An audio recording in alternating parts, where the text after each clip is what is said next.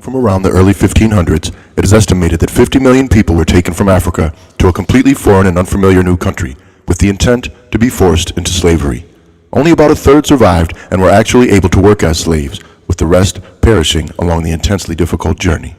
White people justified their horrific treatment of African slaves with a view that they were less than human, incapable of learning like ordinary people. This viewpoint was used to deny them rights, inalienable human rights. However, the incredible reset and unlearning that Africans had to make to survive as slaves required and was supported by much learning.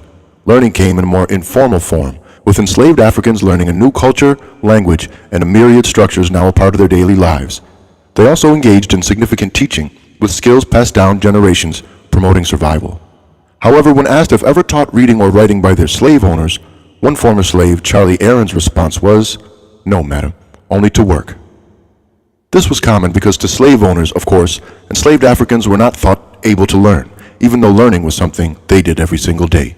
Enslaved Africans who were more formally taught to read and write by their owners were typically done so to learn to read the Bible and to learn Christian values and live a Christian life.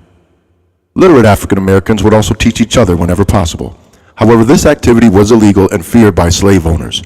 One reason was that if enslaved Africans could learn, particularly to read and write, this would counter the common rhetoric stating African Americans being uneducable, hence deserving of inhuman treatment. Another, that education was a symbol of power. The more literate a slave was, the greater access they had to anti-slavery material, as well as increased opportunity for escape. For example, by forging notes from their owners, providing an opportunity to escape to freedom. Learning to read and write often took place in more informal and unstructured ways, such as from literate slaves to illiterate slaves, or from white children and occasionally adults learning the same skills in formal schooling environments. Enslaved African Americans who traveled with their masters might also learn from their interactions with literate white people, and often passing this learning on to other slaves in the process. Punishments were often severe if a slave was caught learning or being taught. However, the risk was worth the reward of a chance to escape, gain power, and shift power relations for the future. In the late 1700s and on, there were a few more structured institutions of learning for enslaved African American children. However, the focus of these schools were on skills that would support their work as slaves, such as math through woodworking or upholstery work, weaving, and sewing. There was a greater number of schools for African American children in free states. However, legislation prohibiting the education of African American children, particularly in states like Alabama with laws like Alabama Slave Code of 1833, which prohibited a variety of aspects of life for African Americans, but specifically prohibited education, a violation of which would result in a fine of $250. Other slave states also had similar laws, with fines ranging from $10 to $100 issued for violations. Some African Americans were able to attend the Africa Free Schools. The schools were organized by the Mission Society in 1786, which worked to promote laws for the emancipation of the enslaved, provide protection for runaway slaves and free African Americans, and to promote education for African Americans. These schools did teach skills to assist with manual labor, but also taught sciences, map reading, mathematics, and English grammar. These schools began as a single school in New York, but spread and increased to 7 in 1834. Students of these schools were often subject to examinations, consisting of questioning from the public as an evaluation tool of these schools. Reports were often glowing of how well the students learned. This likely led to these schools receiving a budget of about $1,000 each per year, a considerable sum at the time. Students who had access to these schools were more likely to go on to higher education. However, this was incredibly limited for African Americans. Ohio, for example, had a large number of universities in the mid to late 1800s. However, very few allowed the admission of African Americans. Oberlin College was one of the earliest to allow admission, accepting African Americans only 2 years after the school opened in 1833. Most schools, even in states like Ohio, where many higher education institutions existed, were overwhelmingly white, and many restricted admission to African Americans. Literacy rates were problematic, even with increased access to education for African Americans, particularly for those not living in free states. Often, occupation was a greater determining factor for literacy, with some African Americans learning to read or write as part of job training, while access to education was still limited, at best, even for free African Americans. For example, in North Carolina, the majority of free African Americans were illiterate at 64%, but were most likely to be literate if they held a skilled position, with 45% of skilled workers being literate. As the nation approached the third year of the Civil War, President Abraham Lincoln issued a proclamation to the southern states ordering them to stop the rebellion against the Union. When they refused, the president issued the Emancipation Proclamation, which changed the significance of the war. The Civil War was no longer about preserving the Union, it was now about freedom. The passage of this proclamation led to the 13th Amendment, which ended slavery. President Lincoln considered the Emancipation Proclamation his greatest achievement during his presidency. Abraham Lincoln stated that, "I never in my life felt more certain that I was doing right than I do in signing this paper. If my name ever goes into history, it will be for this act, and my whole soul is in it." Demand for African American education following Emancipation Proclamation was very high. For example, within a year of schools first opening in Georgia in 1865, enrollment of former slaves was at least 8,000. By 1873 in Georgia, enrollment had increased to almost 20,000 students.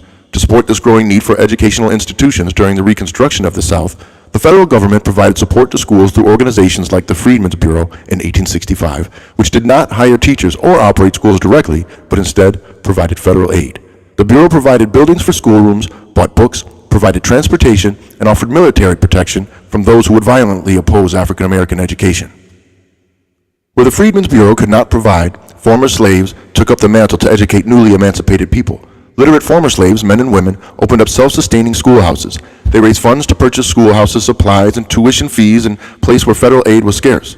Among these first emancipated teachers was Susie King Taylor, the first African American to openly teach for former slaves in Georgia. She was born in 1848 and secretly educated as a slave before emancipation. She used this experience to open a school for freed children. From her memoirs, she writes that at one school, she taught 40 children in a day and a number of adults who came into her at nights, all of them so eager to learn to read above anything else. This process, although slow, was steadfast and, more importantly, could not be reversed.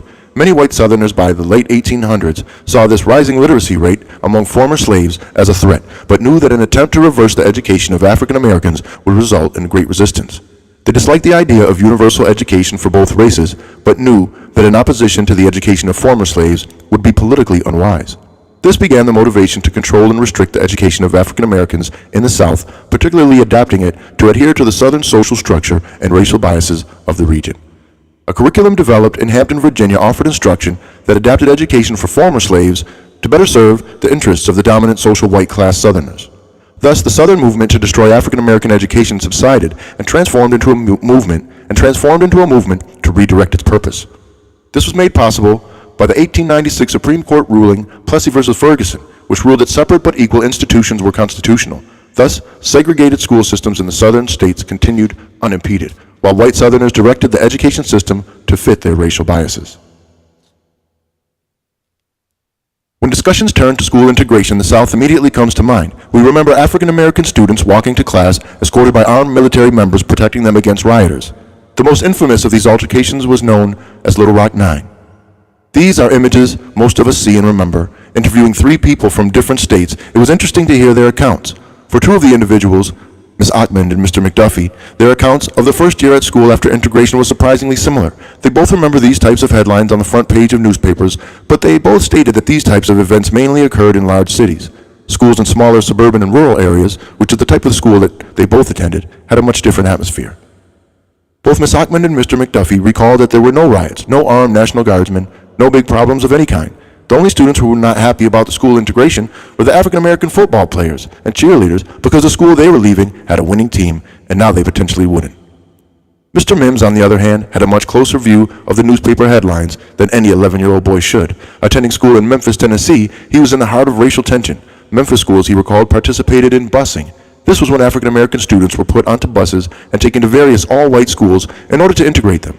The students complained that they were not being treated equally as the buses dropped them off behind the schools.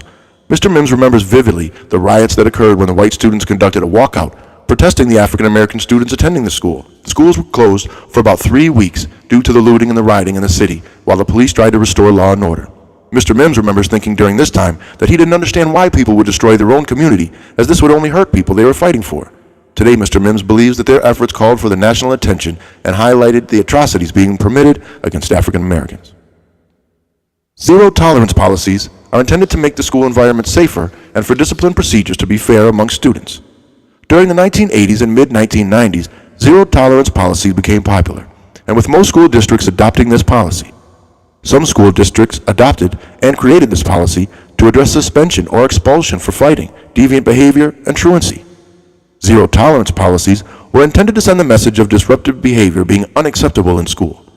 But since its implementation, zero-tolerance policies have not led to safer school environments or schools being more welcoming. The adaptation of zero-tolerance policies has led to an increase in the number of student suspensions and expulsions, which has led to more schools moving from zero-tolerance. Through the increase of suspensions and expulsions, students, specifically children of color, were being suspended, expelled, and referred to law enforcement. School districts also faced the issue of how to reduce the number of suspensions and how to maintain order in the classroom. In 1994, the Gun-Free Schools Act mandated a year-long out-of-school suspension for any student being caught with a weapon at school.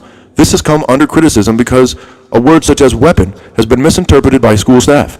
For example, if a student is caught using their hand to make an image of a gun, the student can be expelled because a staff member can interpret this as a student having a weapon. Zero-tolerance policies have also criminalized minor infraction of school rules.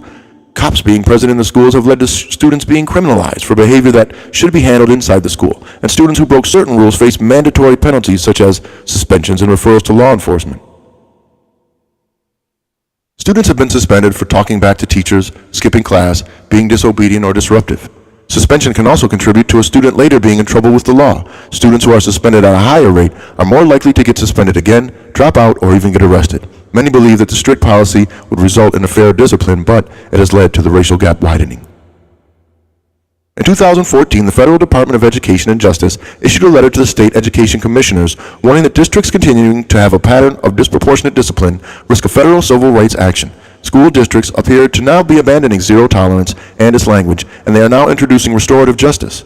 Restorative justice focuses on repairing the damage in place of using suspensions or expulsions as a discipline procedure. Restorative justice is an approach that is largely indigenous, not based on a set of prompts, but builds community, is rooted in social justice curriculum, and integrates classroom practice with school-wide practice. Restorative justice is being used to reduce the racial gap for discipline. This program sets to encourage students to reflect on root causes, transgressions, and how to talk about them with the victim and make amends. Restorative justice builds, strengthens, and repairs relationships in place of using suspensions that do not address the underlying reasons for behavior or help the student avoid repeating the same behavior when they return to school. There has been concern among individuals and the Obama administration that schools are suspending students at a high rate, and other ways are needed to address discipline actions. According to the Education Department's Office for Civil Rights, black students are 3 times more likely to be suspended or expelled than white students. Out-of-school suspensions have increased about 10% since 2000, and have more than doubled since the 1970s. In 1973, fewer than 4% of students were suspended. According to the Youth Incarceration in the United States report by the Annie E. Casey Foundation, the incarceration rate for juveniles dropped 41% between 1995 and 2010, but school discipline policies are moving in the opposite direction. The school-to-prison pipeline is defined as a national trend where students are funneled out of public schools and into the juvenile and criminal justice system. Schools themselves can push students into the system by having them arrested at school. Many students can benefit from additional education and counseling services, but instead, students are being isolated, punished, and pushed out. This pipeline begins with inadequate resources in schools and for zero tolerance. When school resource officers arrest a student or refer a student to law enforcement or juvenile court as a form of discipline, they're turning that student over to the justice system. Thus, it makes it easier for students to have a juvenile record. According to the Justice Policy Institute, schools with officers had 5 times as many arrests for disorderly conduct compared to schools without officers. In school, students could be persecuted due to making an adult mad. The disparity begins in preschool, with 48% of preschool children being suspended more than once are black children. The Bush administration worked to pass the No Child Left Behind in 2002, which for the first time held every school in the nation accountable for how well all students achieve. Although progress has been made in education for African American students, there are persistent barriers to learning. Poverty, attendance, trauma, and mental health issues, all aspects of a systematic oppression, are evident in the data. NCLB led us to more high-stakes testing with intentions aimed at teacher accountability. It was under Obama's Race to the Top plan that more funding was designated to underperforming schools and for the implementation of adequate and appropriate interventions for our most underserved and at-risk students. This competition among schools was intended to motivate educators and school leadership to use the best practice to meet the needs of all students. In 2014, Obama launched a program which was designed to provide mentorship to boys of color specifically. In 2016, at the My Brother's Keeper Summit, President Barack Obama reminded us that, ensuring that our young people can go as far as their dreams and hard work will take them, it is the single most important thing we can do for our country's future. Harper Lee reminded us in To Kill a Mockingbird that you never really understand a person until you consider things from his point of view, until you climb into his skin and walk around in it.